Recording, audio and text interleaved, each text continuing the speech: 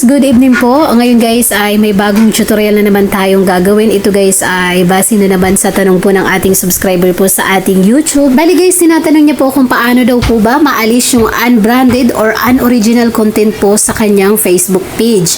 Ito guys yung mga nagre-reels po. Bali guys, ito po yung kanyang tanong. Tinatanong niya dyan guys kung paano daw po ba mawawala yung unbranded content daw po. Sana daw po masagot. Okay guys, bago po tayong mag-umpisa ay maglalambing muna ako sa inyo guys. Pasupport naman po ako ng aking channel guys. Huwag din kalimutan po na mag-subscribe or mag-like man lang sa ating video po. Sana guys tapusin itong video na to dahil maikli lang naman to. At guys sa dulo po ay meron po akong ibibigay po na tips po sa inyo kung paano po ba maalis po yung unbranded content na yan. So guys, mag-start na po tayo. Ngayon guys, para po sa mga hindi pa nakakaalam, ituturo ko sa inyo guys kung saan po makikita yung unoriginal or unbranded content po sa ating Facebook page. Unang-una ninyong gagawin guys ay syempre pumunta tayo sa ating Facebook page. Itap po natin to guys.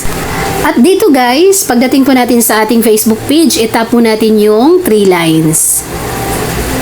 At guys, dito po, ang gagawin nyo ay scroll up po kayo guys. Hanapin nyo po yung settings and privacy. Tapos dito guys, itap nyo po yung settings. At guys, pag nandito na po tayo, scroll up po kayo guys. Hanapin nyo po yung pages. At pag nakita na natin guys, ang gagawin ay syempre, itap nyo po.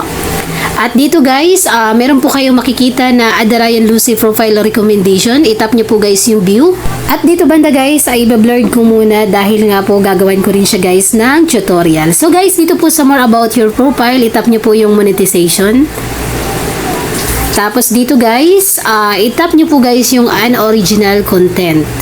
At dito guys, pag natap nyo yan, meron po kayong mababasa na violation details, tapos meron pong unoriginal content. At dito guys, baka po magtaka kayo, bakit po unoriginal content din po yung nakalagay po sa akin. Bali guys, pwede ko naman siya ayusin. Ang kaso guys, medyo nanghihinayang lang ako sa views dahil umabot na nga siya guys ng mga 3K views, mga ganyan po. Kaya medyo parang nanghihinayang ako burahin. Guys, bakit po ba nagkakaroon ng unbranded content or unoriginal content? Syempre guys, sa pagkakaintindi pa lang natin, ito guys yung mga video po na galing sa ibang mga content creator na ang ginawa natin ay nire-upload po natin. At guys, isa pang example po ng unbranded content, yung pagre-upload guys ng video mo po. Example guys, may video ka po na in-upload mo po dati tapos na-review mo tapos hindi pala maganda, tapos ang gagawin mo i-re-upload mo po uli. Isa po yan guys sa unbranded content po. Kaya ang gagawin nyo guys, kung meron po kayong video na gano'n na dalawa po, ang gagawin nyo, pipili kayo ng isa tapos kung alin po dyan guys yung pinaka-the best po sa inyo, yun po guys yung ititira nyo po.